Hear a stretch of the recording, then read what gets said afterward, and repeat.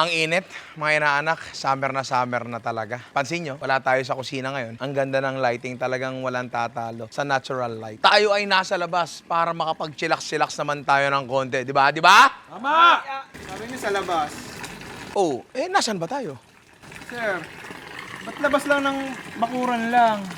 Hindi ka ba nare-relax? Hindi ka ba nare-refresh? Di ba napakasarap? Ayan, lublub na lublub. O, di ba? Ang saya, di ba? Sinabi ko naman sa inyo, kapag ako may sinabi isang bagay, tuto pa rin ko. At dahil dyan, gagawa tayo ng 3 putahe na bagay ngayong summer. Siyempre, gamit ang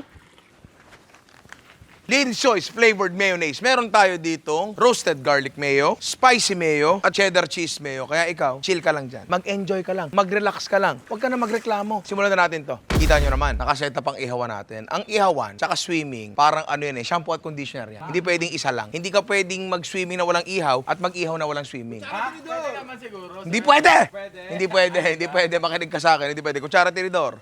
Pwede yan. Ako kasi, pare, mahilig ako sa mais. Gagawa tayo ng isang dish na ni-utilize ang inihaw na mais. Gagawa tayo ng Mexican corn salad. Siyempre, gamit natin ang Lady's Choice Roasted Garlic Mayo, pare. Mga gagawin natin ngayon, mga madadali lang lahat kasi amak na ako mag-swimming eh. Mainit na yung baga natin. Iihawin lang natin yung mais na yan.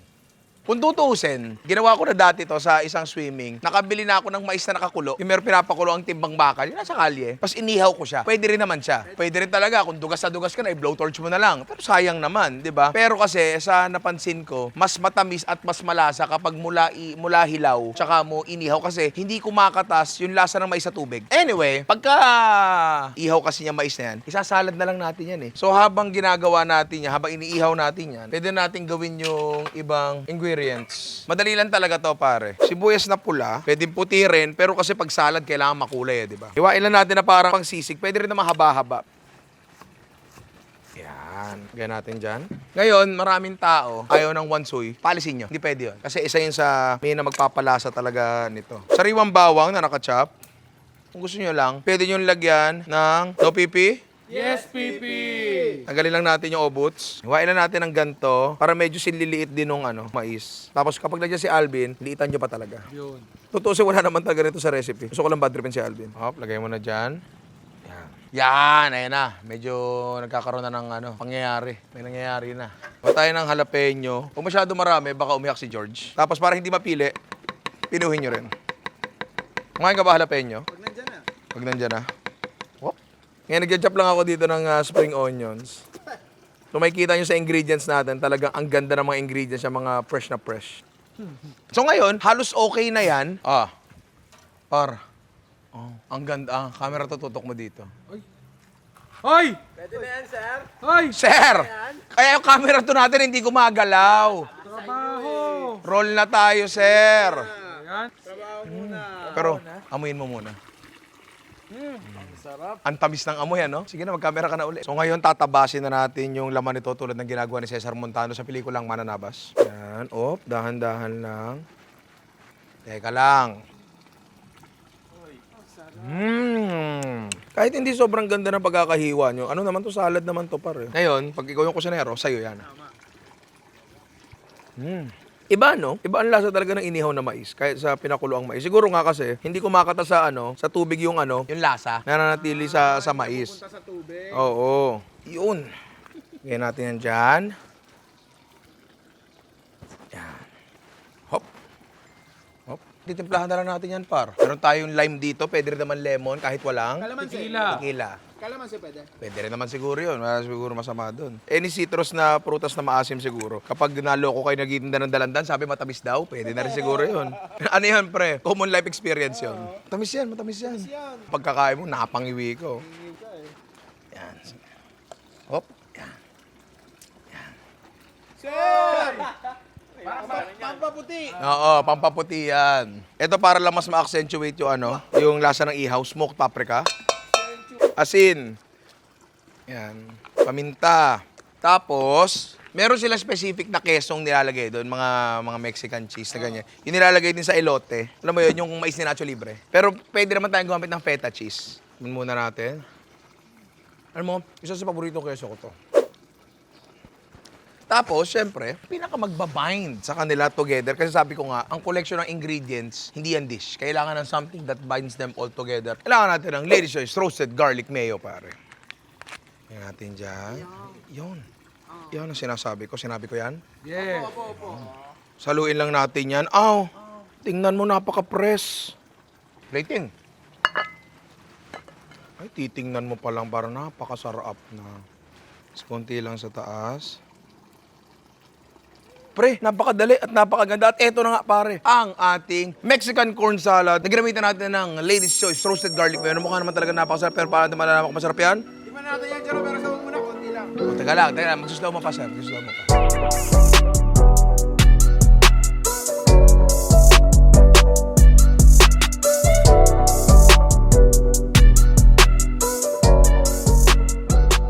Napakadali, di ba? Naghalo-halo ka lang, meron ka ng Mexican dish, di ba? Tsaka ano, maganda dito, pamilyar din naman tayo na sa lasa ng inihaw na mais. Napakadaling gawin, di ba? Opo. Di ba? Pa natin yan. Yan pare, ang the perfect bite. Sarap. Ang sarap! Hindi ako nakaisip ng dish na to. Ang nakaisip ng dish na to ay si Alvin. Hindi, nakopya ko sa isa. Ang sarap! Halika dito. Woo! Ito na. Okay. Yan pare, ang perfect bite. Ano? Ang sarap. Masarap, di ba? Fresh ng lasa. Tapos ano siya, ang gusto ko dito, of course, pwede mo siyang i-side dish, pero hindi siya lasang side dish lang. Nandun yung tamis ng inihaw na mais, lasa ng ihaw, yung lasa ng uling, di ba? Yung asim nung lime natin, yung creaminess nung ating Lady's Choice Roasted Garlic Mayo, tsaka yung sharpness ng garlic doon, kuhang-kuha par. Ganda na ito, ang sarap na ito. Wala nga lang siyang protina, pero yung susunod natin ay may protina. Gawin na natin to. Kapag nanonood ka ng mga American films, lagi yan kapag summer, ano daw yan, grilling season. At ang madalas silang ginigrill ay hamburger. Pero yung gagawin kasi natin yung hamburger ngayon ay medyo mas social. Ito yung mga nakikita nyo sa social media, yung naliligo sa sa cheese sauce. Siyempre, ang gagamitin natin dyan ay Lady's Choice Cheddar Cheese Mayo. Madali lang to. So magsisimula yan sa giniling na baka, pare. Wala akong masyadong gustong dinadagdag sa sa aking hamburger. Walang mga itlog-itlog, sibu-sibuyas, at least dun sa patty. Kasi gusto ko yung mga yan, mas nalalasahan ko. So sa ko ilalagay mismo? Sa assembly, di ba? Gusto ko medyo makapal eh. Ngayon, kuha tayo yan. Platen natin. Huwag nyo masyadong lalamutakin na kailangan talaga mabuo siya ng ganyan. Ngayon, yan mo dyan. Up. Roughly, nasa around mga 125 grams yan per patty. Pero ano naman yan, depende na lang sa inyo. Basta ayaw nyo sobrang nipis, ayaw nyo rin ng sobrang kapal. O, yung sakto lang. Ayan umiiyak na siya ng mantika. Asin. Paminta. Ito na yung pinaka para sa akin pinakamagandang expression ng burger. Yung ganyan lang, yung hindi na pinapakomplika. Meron kasi mga putahe na, di ba sinasabi nga natin sa komplikado series natin, kailangan ang bawat komplikasyon may kaakibat na sarap. Pero may mga putahe rin talaga na mas simple, mas masasarap. Tulad niyan. Uwop! Okay. Medyo kayo rin natin ng konti. Yun. Yan. Oh, konti na lang yan, pare. Yan. Uy, ang bangaw. Right. Okay na yung patty natin. Tinapay.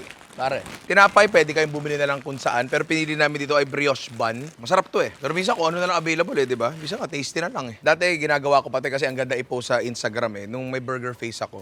Yung sobrang daing palaman. Ngayon, na-realize ko, yung sobrang tataas sa burger, ang hirap kainin, pre. Di ba? Like tumatapon, kumakalat. Di mo makakain na may dignidad eh. Ihawin lang natin ng konti yan. Ano lang to, actually para initin lang talaga itong bagay na yan. Kung gusto nyo tostahin, pwede naman. Yan, Yan, pwede na yan.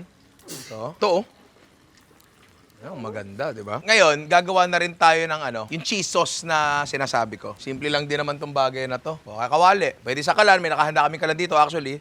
Pero pwede rin naman dyan. Meron tayong gatas dito. Evaporated milk, talagang kapag babiyahe, kahit sa camping, mas gusto ko nagdadala evaporated milk. Kasi concentrated na gatas to eh. Ngayon, kunyari gusto nyo makuha yung normal na lasa ng gatas. Eh di eto, dagdagan nyo ng equal parts ng tubig. Lagyan natin ng kahit anong kesong gusto nyo, pero yung natutunaw ha. Marami kasi ngayon, hindi na natutunaw na keso eh.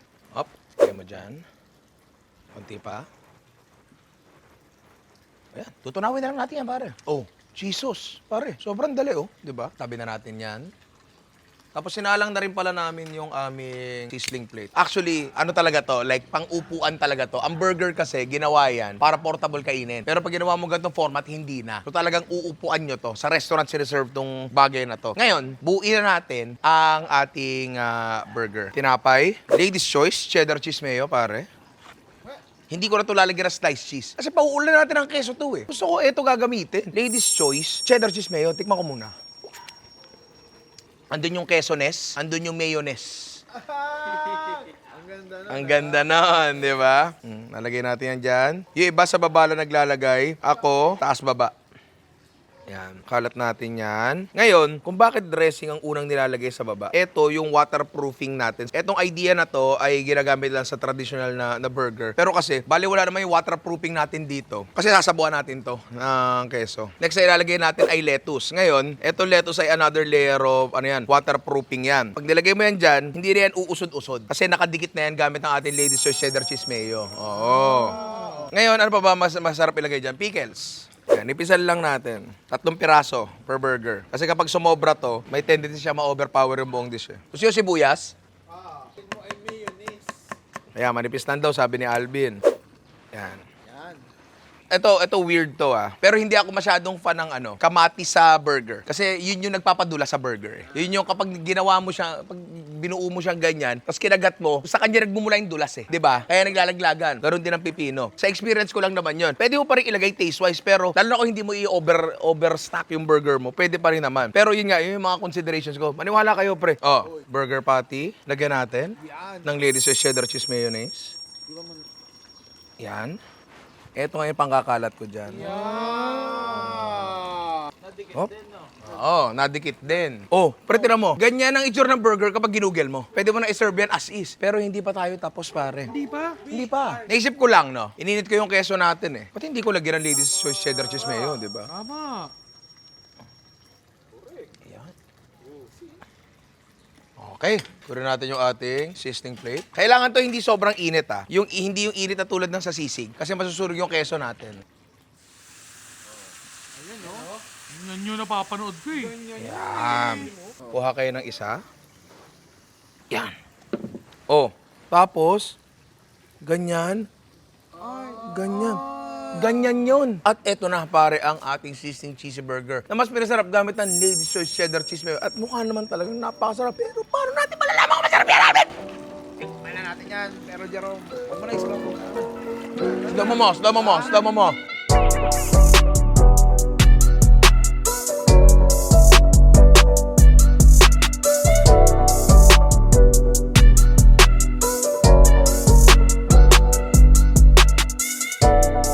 Swimming tapos ganito, pagkain. Ay, pucha, kakaibang swimming yan. Ay, grabe. Tingnan mo. Uy, pare, yan ang the perfect bite.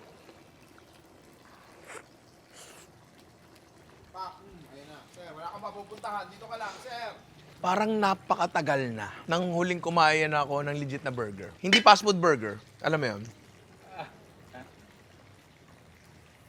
Ito na naman ba patitikim? Sige na nga. Yan na nga. Baka mamaya, lumaki pa yung poknat eh.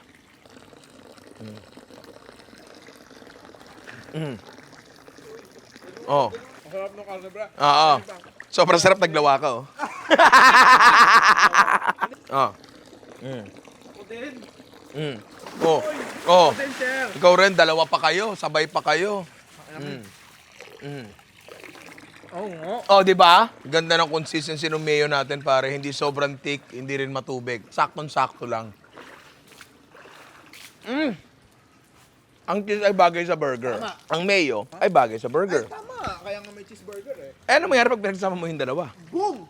Lady's Choice cheddar cheese mayo, pare. Ibang klase. Doon tayo sa pangatlo natin. Etong last natin, mabilis, masarap, maraming hiwa, pero walang luto. Ang gagawin natin ngayon ay poke bowl, pare. Ang poke bowl, basically para siyang sushi bowl, in a way, parang ganon. Basta may kanin siya, may gulay-gulay siya, may hilaw na isda siya. Ang maganda sa konsepto ng poke bowl, kahit ano talaga, pwede mong ilagay. Kahit anong isda rin. Ako, pipiliin ko dito, salmon. Sashimi quality yung pwede nyo kainin ng hilaw, ha? So, unahin na natin to kasi ito lang naman talaga yung ipe-prep natin. Basta natin yan, kapag kinapa nyo, tapos medyo mamantika, sabihin maganda yun. Pero mga ganito. Yan. Tanggalin natin yung balat, dahan-dahan laang. Ayan, tira mo. Tapos, hiwain nyo ng cubes. Hop. Kahit gaano kalalaking cubes kayo na bahala. Kung sa inyo na yan, it's yours, pare. Hop. Yan. Yan. Gawin natin dyan. Yan. Timplahan na natin to. Meron tayo ditong Japanese soy sauce. Konti lang. Hop. Meron tayo ditong honey. Yan. Tapos, latest choice, spicy mayo, pare. Kung hindi ka masyado mahilig sa manghang, tulad ni George, you're missing out. Tikman ko muna. Hop. May kick. Manapis-napis ng konti, may konting acidity, malinamnam, tapos talagang may ano siya, may sipa, pero hindi yung hindi yung iiyakan ni George. Feeling ko kaya ni George to eh. Lagyan natin dinay. Saan? Dine. Ito optional, pero pwede yung lagyan ng furikake. Pwede rin namang sesame seeds lang. Yan, haluin natin. Ganito na lang, no? Kailangan kong tikman, di ba, kung okay na. Sir! Grabe yung tikim mo. Di mo na nga inuubos yung... Sorry. Yeah, kaya. Luto lahat eh. Patay. Ngayon pa natin ang Japanese soy sauce. So basically, yan na yun. I-assemble na lang natin tulad ng... Avengers! Tama. Kuha tayo ng kanin. Mas maganda kung Japanese rice. Pero kung nasa gitna kayo ng pansol, okay na kahit anong kanin. Ha? Huwag masyadong mainit yung kanin. Huwag din naman malamig. Warm lang kasi maluluto yung isda. Ladies choice spicy mayo. Nalagay mo dyan. Secret yan. Sinabi mo na sa lahat eh. Sibuyas na pula. Pinakamaninipis. Nalagay mo yan dyan. Ito optional na lang dito, pero pinaprepare ko to kadina. Ito ay edamame. Ang edamame ay, nabibili sa mga Japanese resto to. Ayan, no? Tignan nyo to. Mga ganyan. Ito ay soybeans. So, isa-isa siya. Ano to, snack talaga to, ginaganyan lang yan, no? May asin lang yan, di ba? Sarap na ito, top tier to. Okay na to. Okay na yan. Oh. Tapos, yes, pipi? No, pipi! Yan, lahat ng paborito yung gulay, ilagay nyo dyan. Parang ano to, kung isipin mo, Bin, para siyang rice salad. Tama. Para siyang Rice salad. Next ay manggang hinog. Hop. Yan. Tapos, dahil tatay na ako, meron na akong gantong skills. Ay, ang cube-cube. tumatago sa kabila. Hindi tumatago sa kabila. Hop. Hop. Lalagay mo dyan. Tapos, may sobra. Parang ginawa mo lang, sinadya mo yun. Avocado. Avocado. Hindi ka tulad ng mga to, abusado. Wordplay. Hop. Hop. Apo. Tapos, kunin mo yan, hagis mo dyan. Galing! Para tumubo. Para tumubo. Ngayon, tikpan nyo ng konti. Baka mapait. Epas. Panahon na ngayon, summer yan. Oo, kaya naglagay tayo nito. Hindi lagi meron nito eh. Tanggalin lang natin to. Tapos natin. Pipitik. Ilalagay mo dayan. Ay, tingnan mo. Ay, ang ganda. Ang ganda. Tapos, ito, tatapon na natin to. Uy! Tapos, carrots. Para kay Alvin lang talaga to. Pwede yung balatan, pwedeng hindi na, pero, i-grater nyo. Ngayon, ganito yung ginagawa ko para maiikli yung, yung hibla. Tsaka para hindi mapili ni Alvin. Tsaka pag ganito, hindi siya masyado magsasabaw. Yan. Pero maganda dito, Bin. Wala dito yung ayaw mo. Yung lutong. Kasi grated na siya. Gusto ko yun. Gusto ko ng lutong. Yan. Tapos, lalagyan na natin itong ating salmon na gamitin natin ng laser spicy mayonnaise, pare. Itutumpok mo sa gitna. Meron tayong Japanese soy sauce dyan. Yung sabaw ng jalapeno. Tapos, niha. Haluin lang natin. Paikot lang, konti lang. Pwede sesame seeds na pero kami purikake ilalagay namin. Ay, tumpok mo dyan sa gitna. At ito na pare ang ating spicy poke bowl na mas pinasarap gamit ang laser spicy mayonnaise. Pero mukha naman siya masarap. Pero La! Galing! Sir, ligtas mo! Sir, yung linya mo. Paano natin yan? Slow mo muna, Jerome. Konti lang.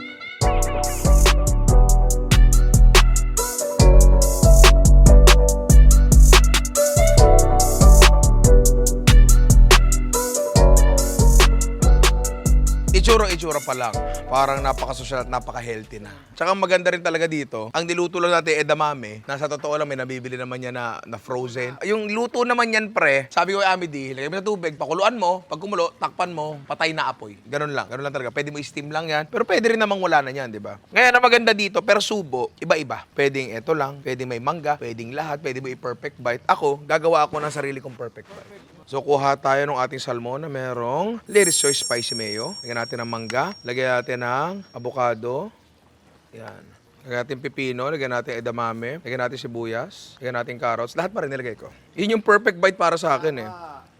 Kaso walang kanin yan. I-chaser ko na lang. Yan pare. Ang the perfect bite. Ayan na. Oh, ayan na. Abol.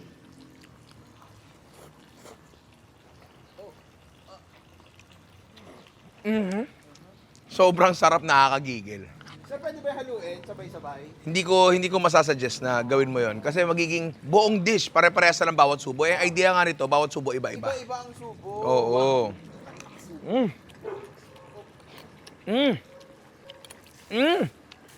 Ilang subo combination pala pwede dyan? Oo nga.